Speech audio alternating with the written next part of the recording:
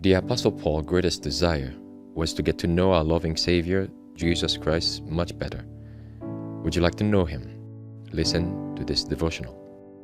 That I May Know Him, a devotional by Ellen G. White. The Garden of God. For all flesh is as grass, and all the glory of man as the flower of grass. The grass withereth, and the flower thereof falleth away, but the word of the Lord endureth forever. 1 Peter 1, verses 24 and 25. If our minds are open to the impressions of the Spirit of God, we may learn lessons from the simple and beautiful things of nature. I feel oppressed in the crowded cities where there is naught for the eyes to look upon but houses. The flowers are to us constant teachers. The shrubs and flowers gather to themselves the properties of earth and air, which they appropriate to perfect the beautiful buds and blooming flowers for our happiness. But they are God's preachers, and we are to consider the lessons which they teach us. Just so has God given us the precious promises throughout His Word. The Scriptures are open to us as the garden of God, and their promises are as fragrant flowers blooming all over that garden.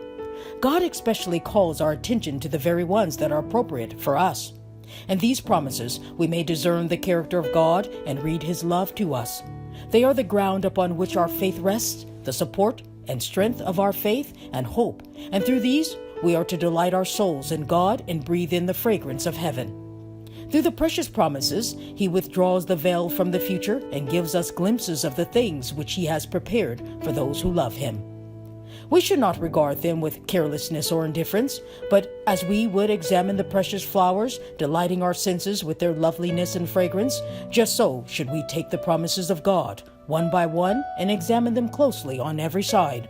Take in their richness and be soothed, comforted, encouraged, and strengthened by them.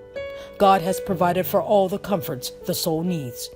They are suited to the friendless, the poverty-stricken, the wealthy, the sick, the bereaved. All may have their appropriate help if they will see and take hold upon these by faith.